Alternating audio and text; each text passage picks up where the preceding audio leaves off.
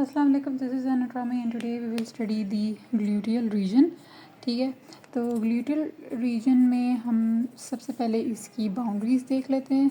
ठीक है, तो superiorly we have the iliac crest, ठीक है, and inferiorly we have the fold of the muscles. ठीक है, तो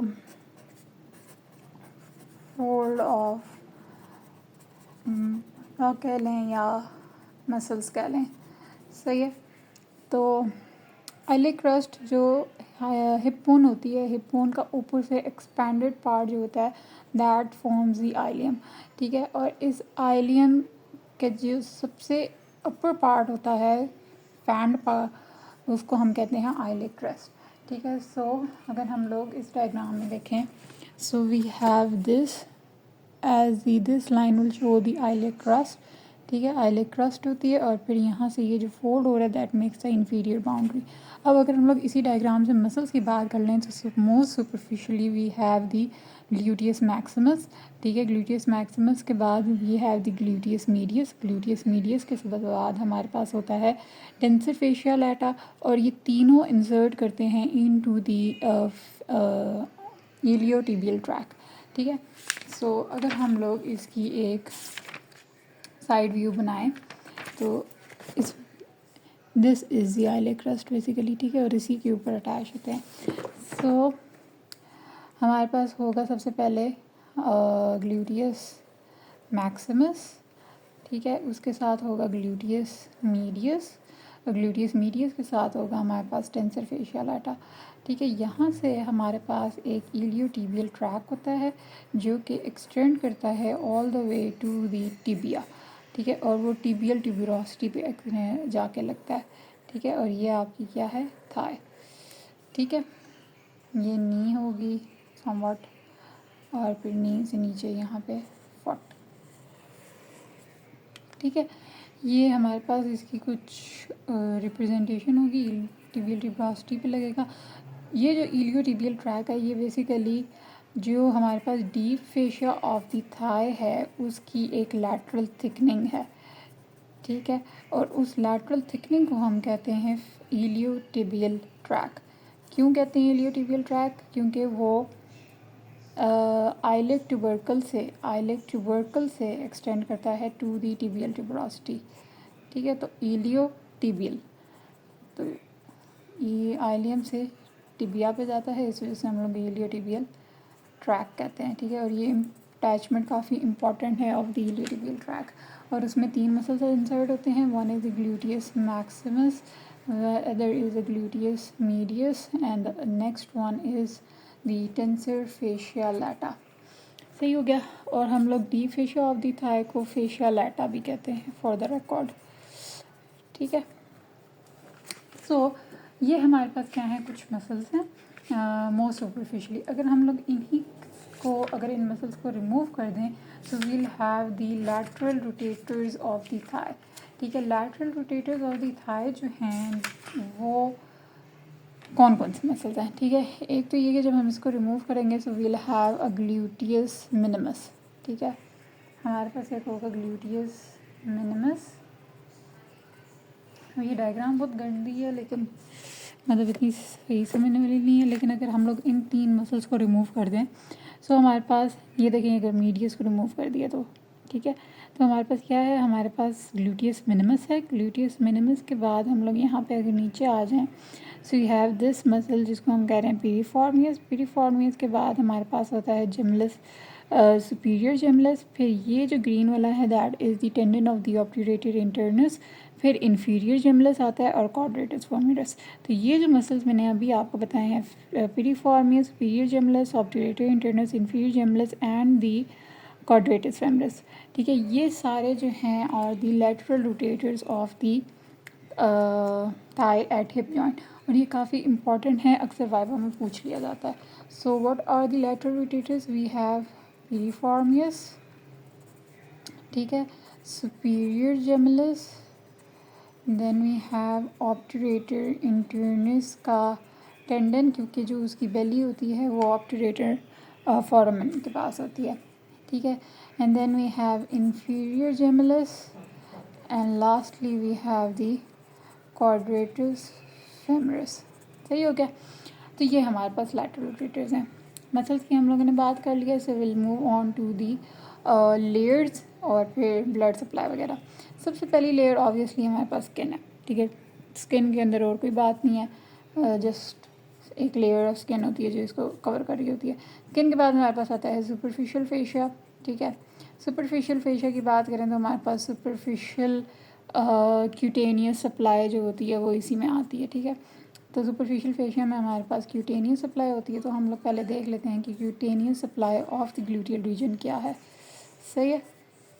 तो अगर हम लोग इस पूरे क्वाड्रेंट को पूरे ग्लूटियल रीजन को 4 क्वाड्रेंट्स में डिवाइड करें। So let's suppose this is the gluteal region, ठीक है। और हमने इसको 4 क्वाड्रेंट्स में डिवाइड कर दिया, ठीक है। So this will be the upper medial, upper lateral, lower medial and the lower lateral, ठीक है।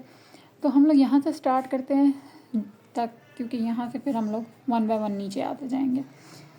जो अपर लैटरल क्वाड्रेंट होता है उसको सप्लाई करती है T12, ठीक है, T12 नर्व और L1 की इलियो हाइपोगैस्ट्रिक, ठीक है। तो L1 जो होती है वो 2 नर्व से होती है, ठीक है। L1 डर्मेटोम 2 नर्व से डिस्ट्रीब्यूट होता है। One is the ilioinguinal, ठीक है, and other is the iliohypogastric. सही है। तो जो इलियो हाइपोगैस्ट्रिक है सिर्फ वो इस रीजन को सप्लाई करती है। So we have T12 and the iliohypogastric, ठीक है।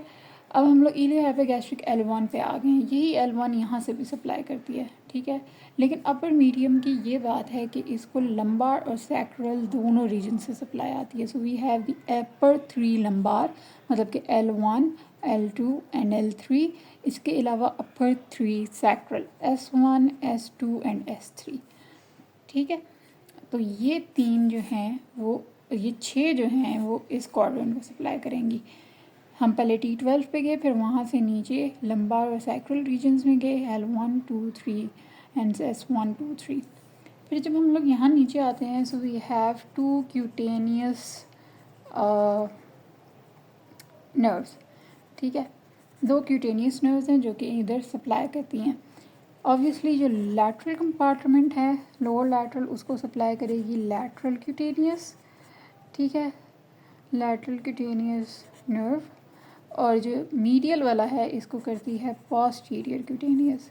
सो अगर थोड़ी सी एक्स्ट्रा इन्फॉर्मेशन दूं तो पोस्टीरियर क्यूटेनियस जो होती है, लेट मी शो, ये है पोस्टीरियर क्यूटेनियस नर्व, ठीक है। पोस्टीरियर क्यूटेनियस नर्व ये इस फोल्ड के अराउंड मूव करती है, अपर लोअर मीडियल क्वाड्रेंट को सप्लाई करेगी, then it will move bend downwards और फिर ये posterior side of the thigh को फुल सप्लाई करती है टू क्यूबिटल पॉप्लिटियल फोसा को, और पॉप्लिटियल फोसा से यहाँ पे कह लेंगे Midway between intermediate area of the leg को, ठीक है, अपर पार्ट। तो ये हम लोग थोड़ा डिटेल में बाद में पढ़ लेंगे, लेकिन पोस्टीरियर क्यूटेनियस इधर तक सप्लाई करती है। सही है। सो ये हम लोगों ने क्या पढ़ ली, नर्व सप्लाई, ठीक है। लेकिन सुपरफिशियल फेशिया में नर्व्स के अलावा हमारे पास लिम्फेटिक ड्रेनेज भी होता है, which is the superficial lymphatic drainage, ठीक है। तो सुपरफिशियल लिम्फेटिक ड्रेनेज जो है, या लिम्फेटिक ड्रेनेज इटसेल्फ, जितने भी लोअर लिम्स का लिम्फेटिक है वो जाता हमारे पास सुपरफिशियल इंग्वाइनल लिम्फ नोड्स में है, ठीक है। सुपरफिशियल का सुपरफिशियल पे जाएगा, डीप का डीप में जाएगा, लेकिन we have the inguinal lymph nodes, ठीक है। और हम लोग इसको डिटेल में पढ़ेंगे कि उसका एक लैटरल, मीडियल, हॉरिजॉन्टल और वर्टिकल पार्ट्स होते हैं। तो हमारे पास लैटरल ग्रुप में जाता है, ठीक है। तो lateral group of superficial inguinal lymph nodes, और मोस्टली जो हमारे पास लिम्फ जाता है वो इंग्वाइनल लिम्फ नोड्स में ही जाता है। छोटा सा पार्ट हमारे पास पॉप्लिटियल में जाता है, बाकी किसी में बाकी कोई और लिम्फ नोड्स नहीं है जिसमें ये जाएगा। सही हो गया। डीप फेशिया में एक ही बात याद करने वाली, वो फेशिया लाटा, उसको फेशिया लाटा कहते हैं, और उसके अंदर एक इलियोटिबियल ट्रैक बनता है, वही है। Then we have the ligaments और फिर फोरामेंट्स और उनके कॉन्टेंट्स। जो हमारे पास होती है ये आइलियम, ठीक है। आइलियम के पीछे हमारे पास यहाँ पे 2 नॉचेस मिलती हैं, ठीक है।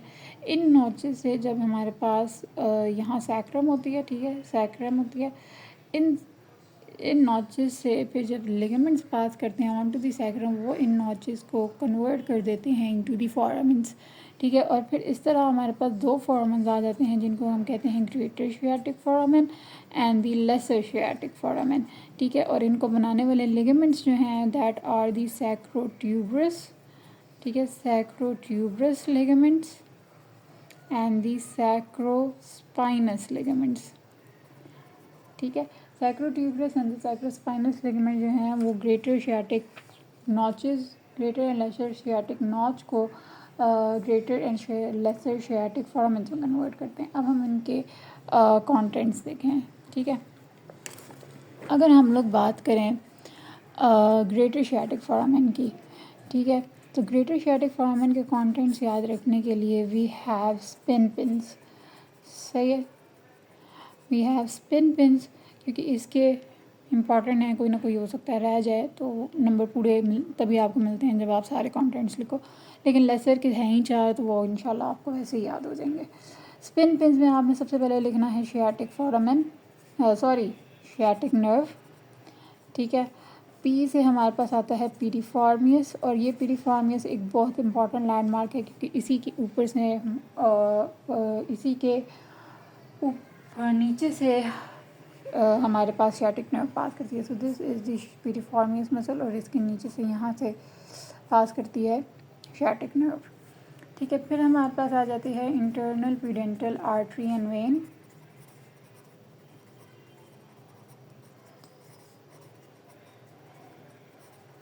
ठीक है। देन वी हैव एन से हमारे पास आ जाता है nerve to obturator internus and quadratus femoris. फिर आ जाते हैं हमारे पास प्यूडेंटल नर्व, ठीक है। फिर आई से हमारे पास आ जाता है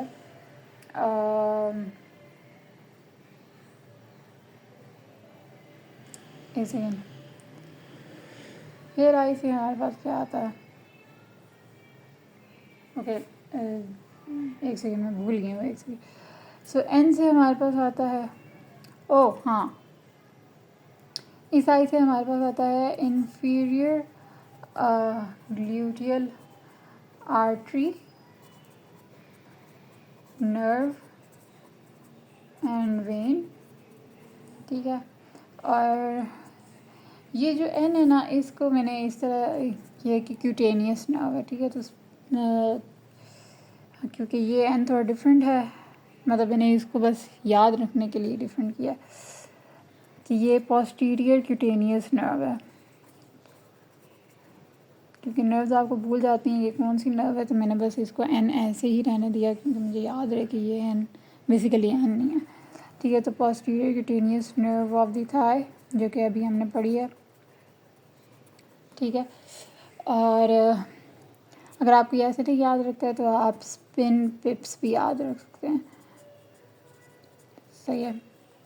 और फिर हमारे पास आ जाता है superior gluteal artery nerve and when, सही है।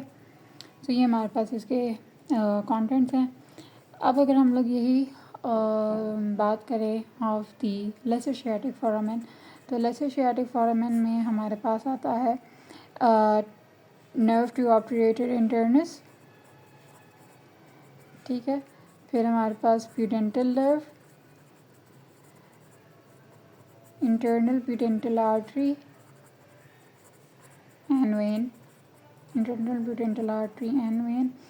इसके अलावा tendon of the obturator internus. तो पहले 3 हमारे पास जो कंटेंट्स हैं वो सेम है ऑफ दैट, लेकिन बस इसमें कि tendon of the obturator internus muscle भी आ जाएगा, सही हो गया। तो ये हमारे पास तमाम कंटेंट्स हैं और ये बहुत इंपॉर्टेंट हैं, पूछे जाते हैं।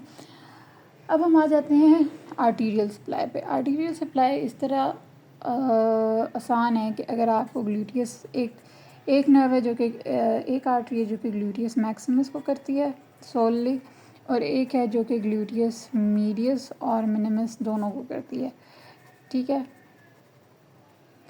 सही है।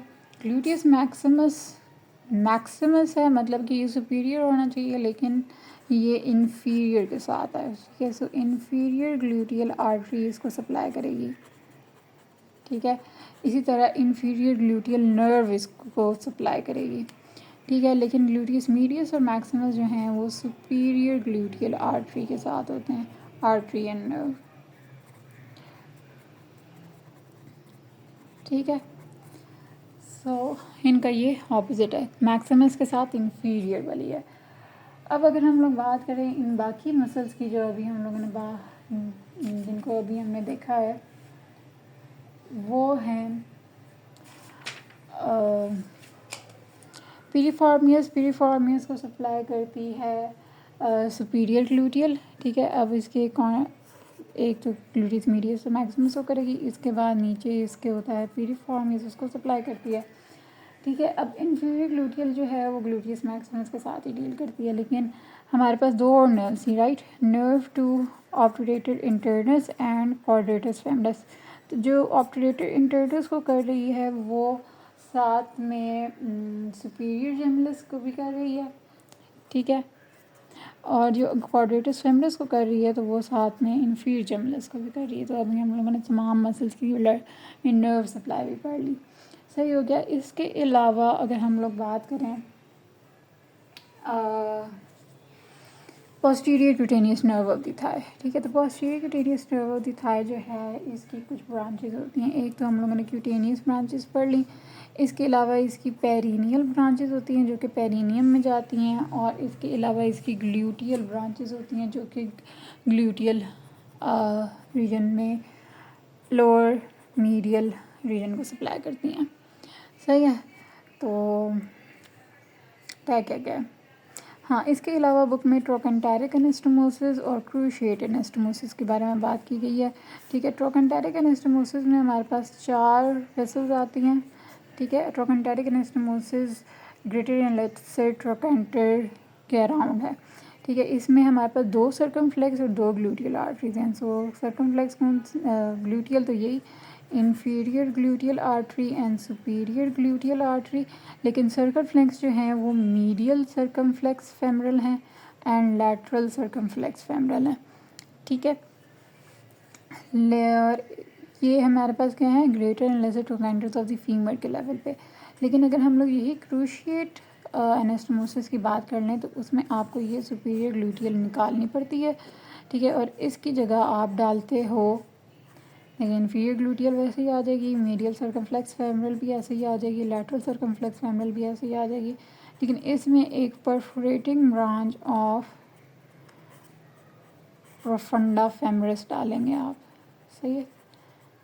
और ये जो एनास्टोमोसिस है ये लेसर ट्रोकेंटर के लेवल पे होता है, सही हो गया। So this was all for today and do let me know if you have any questions in the comment section. Thank you. Allah Hafiz. Bye bye.